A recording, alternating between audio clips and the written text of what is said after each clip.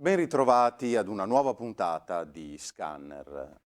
Oggi abbiamo due ospiti, uno dei quali è un personaggio assolutamente pirotecnico che abbiamo imparato a conoscere in quest'ultimo ventennio di storia politica della nostra nazione, l'ex senatore Antonio Razzi, accompagnato da un amico, anch'egli ex parlamentare, Luca Bellotti, originario di Trecenta, se non erro.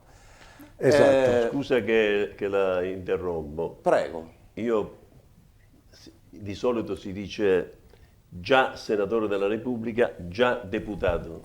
Sì. Ex è un po' un'offesa. Gli dico io come funziona, perché io non è che posso dire l'ex avvocato Giovanni o l'ex dottore Giovanni. Dico già dottore, già senatore o già avvocato, però non è attuale, capito? Questa è una riflessione per dire potremmo ancora Sì, ritornare. infatti chiaro. lì io vorrei Perché- arrivare, cioè quindi già senatore, già e non ancora? No, è Ecco. già senatore della Repubblica, vuol dire Già che e non ancora nuovamente oppure no, già senatore, già, la già capisco senatore, subito, già senatore, meraviglioso. Non mettiamo limiti alla Non provvidenza. mettiamo lì, limite alla provvidenza. quindi dal posto che le vie del Signore sono infinite, Sì. esatto, per definizione, il già senatore Antonio Razzi ha scritto un libro, si chiama Mamma, sai, dalla fabbrica sono arrivato al Senato, libro che ha presentato recentemente proprio qui a Rovigo, dove Prima Free ha i propri studi. Senatore, si può chiamarla ancora senatore? Sì. Solo il titolo ci è rimasto, la pagano. Non è poco. Allora, senatore, è un libro che è una lunga lettera, in sostanza, alla propria mamma. Sì. Perché è morto 2 mesi prima che io venissi eletto. Lei è morto nel 30 di gennaio del 2006 e io sono stato eletto il 10 di aprile del 2006. Per 2 mesi e 10 giorni non ha saputo dove è arrivato suo figlio, perché si sa che tutte le mamme sono le mamme. Quando si vede un figlio realizzato, la gioia è la gioia di una mamma, sicuramente che magari chiacchiererà con i suoi vicini, con le sue amiche, per dire guarda, quello è mio figlio, guarda, sta intervenendo alla Camera, al Senato. Insomma, è l'orgoglio che la mamma può avere, ma sicuramente tutte le mamme del mondo gioierebbe se un figlio arriva dove sono arrivato. Ma lei ha detto che vede il proprio figlio realizzato, ma prima di essere eletto senatore lei non era realizzato? Diciamo che già lei sapeva che ero realizzato, perché io sono stato uno dei più giovani capo operaio in Svizzera, a 22 anni, non mi piace dire comandavo, gestivo 35 persone. Dopo sono passato anche all'ufficio di amministrazione della ditta, perché dovevo sapere il tedesco e dovevo saperlo leggere e scrivere. Per quello mi hanno promosso all'ufficio di amministrazione della ditta. Dopo stavo lì all'ufficio di amministrazione della ditta e guadagnavo più di un parlamentare, devo dire, della paga base di un parlamentare, e poi sono stato eletto al Parlamento e ho cambiato la vita. Ho cambiato la vita anche di mia moglie, anche dei miei figli, ma vabbè, che i miei figli, uno sta in Svizzera, uno sta in Spagna, non è che ha il significato, non sa tutto il significato che è un parlamentare o un senatore. Anzi, posso dire che mio figlio che vive a Saragozza in Spagna, stavo con un suo amico che andava a vedere le partite di calcio, perché si sa che gli italiani è innamorato del calcio, andavano insieme, questo Roberto napoletano andava a casa e io siccome lavoravo per il bene dei cittadini all'estero e volevo che gratuitamente vedessero un programma italiano, non solo il telegiornale o cartoni animati, ma bensì anche Formula 1, partite di calcio, insomma tutto quello che un italiano all'estero ama. E allora questo Roberto, mio figlio, gli ha detto: scusi Mirko, Ma oggi è intervenuto in aula un certo Razzi, dice, ma mica è tuo parente? E dopo lui con un po' cosa dice, sì, è mio papà. Beh, cioè, per far notare che non è che si andava o andavo urlando ai 420 a dire mio padre è un senatore, mio padre è... Assolutamente no, sono molto discreti, non hanno mai... Torniamo, riavvolgiamo un attimo il nastro. Allora, lei è di San Giuliano Teatino, Giuliano Teatino, di Giuliano Teatino, quindi provincia di Chieti, abruzzese. abruzzese. Abruzzese.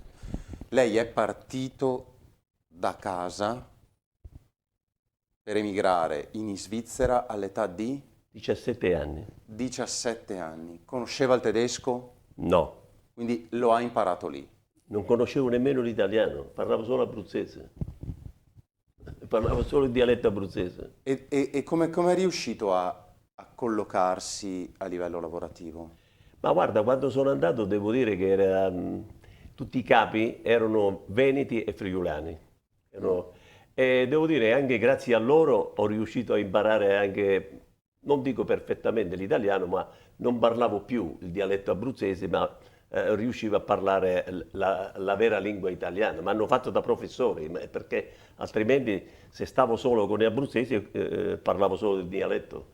E questo devo dire grazie a quei famosi De Barba, De Hond, queste persone che mi hanno, diciamo, anche educato, perché io alla fine avevo solo 17 anni, ero un ragazzotto. Le faccio una domanda, se vogliamo anche provocatoria. La stessa sua situazione potrebbero averla tanti stranieri che vengono qui e lavorano? Sicuramente, ecco, per questo io vorrei dire agli stranieri che vengono nel nostro paese che sono ben voluti perché abbiamo bisogno degli immigrati per i lavori, che molti lavori non lo vogliono fare i cittadini nostri italiani. Naturalmente si devono integrare. La prima cosa è imparare la lingua, rispettare le leggi e amare il paese che lo ospita. Io ho sempre amato la Svizzera per 41 anni perché lo devo ringraziare per quello che mi ha dato lavoro, ho conosciuto mia moglie, ho fatto 2 figli, 3 nipoti. Ecco, per quello non posso, come si dice, non posso mai sputare nel piatto che mi ha dato da mangiare. Lei è cittadino svizzero, No, io sono solo cittadino italiano. però avrebbe potuto chiedere la cittadinanza svizzera. Avrei potuto chiedere, l'ho chiesto, Uh-huh. io dico, io parlo verità, Sì, verità, sì, sì. L'ho chiesto, guarda caso, dopo tutto quello che io ho fatto per la Svizzera, che poi magari ci torniamo, hanno rifiutato. Ma sulla base di cosa? Perché non sapevo la storia svizzera, ma io già era da diversi anni, e questo l'ho chiesto mi sembra dopo 10 anni che io stavo in Parlamento, ero al Senato, e dopo 10 anni ho detto, ma sai, mo chiediamo la cittadinanza cittadinanza, elvetica. visto che abbiamo stato 41 anni lì, anzi giusto 50 anni residente in Svizzera, perché fino a 50 anni ho residente in Svizzera, avevo la residenza lì a Emmenbroek, periferia di Lucerna. Dice, ma sai, stiamo in pensione, però abbiamo il nostro figlio che vive lì a Emmenbroek, magari andiamo 6 mesi d'inverno, ci andiamo a passare lì, siamo cittadini anche svizzeri, possiamo andare tranquillamente senza dar fastidio, diciamo, alle autorità svizzere. E hanno rifiutato. Hanno rifiutato. E lei l'ha vissuta come un dispiacere? No, mi è dispiaciuto per tutto quello che ho fatto, perché per quello che ho fatto, io le posso dire, che un deputato ticinese, Marco Chiesa, Sì, sì. quando gli ho detto questo, lui è parlamentare, è vice di Blockner, un partito contro l'emigrazione, però molto sportivo, nel senso che rispetta chi lavora e chi si preoccupa per il bene della Svizzera. Ma ha detto cosa? Non gli ha dato la cittadinanza? Ma Petti doveva tenere il passaporto rosso, elvetico e rosso, e una bottiglia di champagne e darti benvenuto. Tu sei un senatore della Repubblica. Quelli mi hanno chiesto che dovevo consegnare il passaporto italiano per dare quello svizzero. Ma tu sei matto? Ma ti posso dare il passaporto italiano? Io sono un senatore della Repubblica. Cioè, Loro forse erano ragazzotte che non capivano un cavolo di niente. Veramente si meritava, non dico 4 schiaffi, ma siamo lì. Poi se avessero saputo la mia storia, che sono andato a liberare uno svizzero che era prigioniero a Tripoli, che Gheddafi l'aveva messo in prigione perché suo figlio è stato messo in carcere lì a Ginevra e lui, Gheddafi, per ripicca, ha imprigionato questo innocente imprenditore Max Gold. Io sono andato il 25 di maggio del 2010 a Tripoli, extra, per parlare con Schuman, che era un braccio destro di Gheddafi, e con Gheddafi, perché gli ho detto che ho parlato con 3 dittatori, uno di questi è Gheddafi, e gli ho detto: ma guarda che la Svizzera è una torre di Babele, ospita tanti stranieri, perciò ci vogliono bene, ci hanno sempre voluto bene, ci hanno trattato sempre bene, perciò non è così, è che forse tuo figlio si è comportato male. Per le autorità svizzere, che è il figlio di Gheddafi o che è il figlio del presidente degli Stati Uniti d'America, non importa, ti deve comportare e la donna non si picchia. E questo l'ha capito e dopo l'ha liberato. Ecco. Naturalmente noi non possiamo dire tutto quello che è contenuto nel libro, perché sennò chi lo compra più il libro, senatore. No, chiaro. Però possiamo parlare della vostra amicizia. Con Luca Bellotti ci abbiamo fatto diverse legislature dentro la Camera dei Deputati, naturalmente votavamo contro, ma è uguale che votavamo contro, però l'amicizia c'è sempre stata, non è che perché è contro di me o vota una legge contro di me io lo devo odiare, certo. Assolutamente no. Dottor Bellotti, faccio intervenire giustamente anche lei, perché insomma,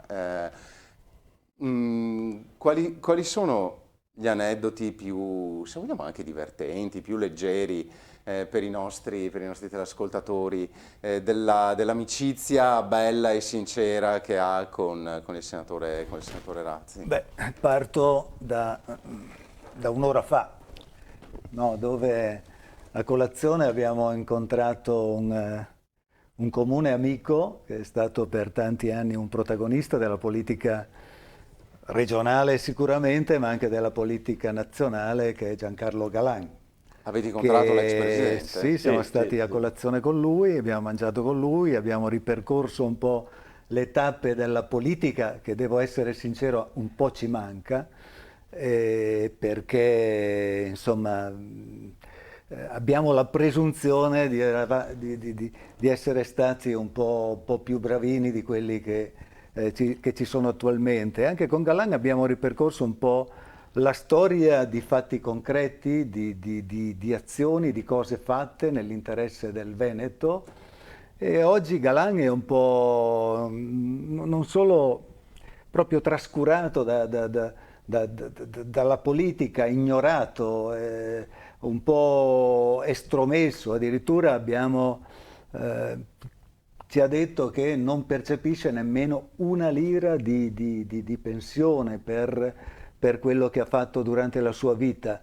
Tieni conto che gli ergastolani nel nostro paese percepiscono un'indennità, mentre Galan è proprio messo utilizzo zero. Sì, alla canna del gas, ecco, per usare una similitudine molto forte. Ecco, quindi con Giancarlo siamo stati per anni nella Regione Veneto protagonisti di alcune opere essenziali che oggi magari a livello internazionale vengono anche fatte vedere, vengono anche esplicitate, ad esempio il Mose, ad esempio il passante di Mestre, ad esempio il degasificatore di Porto Viro, quindi un'opera assolutamente importante per quanto riguarda l'energia, il fabbisogno energetico nel nostro paese. Quindi abbiamo incontrato Galan, ne ho approfittato anche per fare un po' da cicerone della nostra provincia di Rovigo al senatore. Siamo andati nella casa di Matteotti a Frattapolesine, no? Quindi Matteotti, simbolo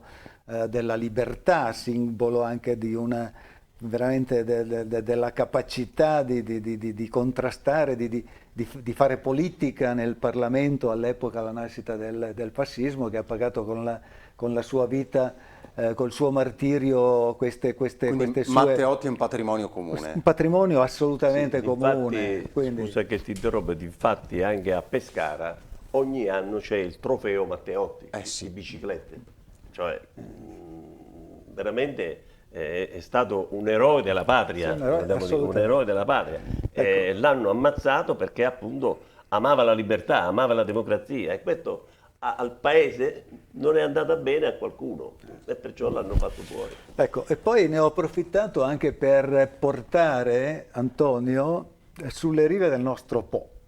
Io ce l'ho un po' come fissazione. Che fa un po' da spartiacque, Ma no? il Po è il fiume più importante d'Italia, Certo. è il fiume delle nostre regioni più ricche, dal Piemonte alla Lombardia, al Veneto, per passare dall'altra parte all'Emilia-Romagna.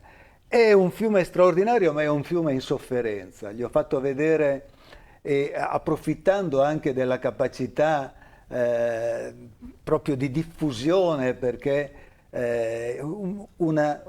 un filmatino di Antonio fa 10.000, 20.000, 50.000, 100.000 visualizzazioni e quindi l'ho utilizzato un po' come autoparlante per far sentire questo messaggio in Italia. Il Po va pulito. Il Po va pulito per una questione di sicurezza idraulica, il Po va pulito per una questione che non possiamo essere schiavi di un ambientalismo gretto. Il Po può essere anche veramente uno strumento di lavoro importantissimo per decine, migliaia di lavoratori. Basti pensare alla possibilità di poter pulirlo dalle sabbie, basti pensare alla possibilità di poter togliere dagli effluenti anche tutti i rifiuti che ci sono nelle rive, nel corso d'acqua, insomma, che inquinano l'ambiente e oltre a inquinare l'ambiente possono determinare, così come abbiamo già avuto drammaticamente modo di vedere negli ultimi fatti nelle esondazioni in Emilia-Romagna, che i fiumi, gli argini, se non si puliscono, possono creare degli eventi assolutamente drammatici. Ma cosa Dopo c'entra? si ricordano. Cosa c'entra l'ambientalismo? Scusi. No, ma- L'ambientalismo conta, finisco, scusa Ah. Antonio, l'ambientalismo Perché non era conta chiaro? perché l'ambientalismo Ah. è quello che blocca La pulizia dell'alveo del fiume. pulizia del fiume e dell'argine, perché il fiume deve essere consegnato al futuro così come ci è stato consegnato, quindi senza opere di manutenzione che sono indispensabili per la sicurezza. Quindi questo mi è magari chiaro. oppure c'è magari dentro alle lagune, dentro agli argini, magari c'è un albero che con qualche uccello, per carità, dobbiamo rispettare l'ambiente, ma per via dell'uccello, della nidificazione, non possiamo pulire quella zona. Quindi siamo arrivati veramente agli eccessi e questi eccessi possono provocare e creare dei problemi seri all'ambiente. Quindi, Infatti- prego. Infatti, abbiamo visto lì lungo il fiume Po vari rami messi che stanno lì. Poi quando arriva un temporale come quello che è successo, che arriva Grandine, eccetera, eccetera, porta tutto fuori e fa un disastro, o magari ci scappa il morto. Quando ci scappa il morto, bisogna fare subito. Però lì non è colpa dell'ambientalismo, è colpa dell'incuria. Cioè, se ci sono i rami che vanno in giro. L'incuria sicuramente, Sì, l'incuria sicuramente è Però se è ben pulito, sicuramente scorre meglio e non blocca, perché molte volte certo. blocca e fuoriesce ai lati e va in mezzo alle campagne o fa disastro alle campagne. Ecco, poi io ritorno un po' sulla domanda, scusa se ti prendo spazio, Poi perché i concludiamo, telespettatori perché- sicuramente sono più incuriositi della storia e della vita di Antonio rispetto alla storia di un parlamentare, ma abbiamo avuto molti parallelismi, per dire, la Libia è stato un punto di riferimento per Antonio, come diceva prima e raccontava, in Libia sono andato anch'io quando sono stato sottosegretario con amici comuni che conosciamo, perché avevano sequestrato Pescherecci di Mazara del Vallo. di Nazara del Vallo. Poi per certi aspetti poi abbiamo vissuto il periodo di Berlusconi, credo che ognuno di noi abbia dei racconti singolari e particolari di un uomo assolutamente straordinario, ma una cosa che volevo mettere in evidenza per Antonio è che l'ho sempre considerato ed è un galantuomo, così come viene definito dalle nostre dalle nostre popolazioni, dalla nostra storia, ma oltre a essere galantuomo, la questione del voto, che io ho votato contro Berlusconi perché ero nella formazione di Gianfranco Fini, ti ricordi? Sì, come no. Quando noi abbiamo votato contro la fiducia a Berlusconi, la stampa italiana si è accorta di Renzi proprio in quel momento, in quel minuto, dandogli del traditore, no? Addirittura lui ha girato un anno con la scorta, sì. con la scorta, mentre quel voto che ha fatto Antonio a favore di Berlusconi è stato il frutto della sua storia all'interno del gruppo di appartenenza, ma erano già 2 anni che lui si era distaccato da quello che poteva essere la leadership di Di Pietro, che all'epoca era capo, era presidente dell'Italia dei Valori. E con questo aneddoto di bella amicizia, di sincera condivisione di intenti e di ideali, noi ringraziamo il senatore Antonio Razzi per essere stato qui con noi. Comprate il libro? Sì, questo non mi permetto, insomma. No, vabbè, ma tanto sì. va... Salutiamo anche l'onorevole Luca Bellotti. Ringraziamo tutti i nostri ascoltatori per essere stati con noi in questo... Prego. No, volevo dire che il ricavato va in beneficenza, io non prendo niente, anzi ci rimetto perché vado in giro e mi pago io il treno e mi pago io... A maggior ragione, inquadro anche la copertina. Sì. Eccola qui. Tutto il ricavato che la casa editrice mi dà va in beneficenza. Acquistate quindi il libro no, per sapere di più chi è Antonio Razzi, perché molte ne parlano ma non sanno chi è. Ma è la storia autentica di un immigrato che ce l'ha ha avuto con le sue capacità e con l'aiuto di Dio è riuscito a ottenere dei risultati importanti. Una storia che speriamo sia la storia di tanti nostri italiani e di anche tanti stranieri che abitano qui in Italia. Grazie mille. Bravo. Grazie a voi tutti e alla prossima puntata di Scanner. Grazie.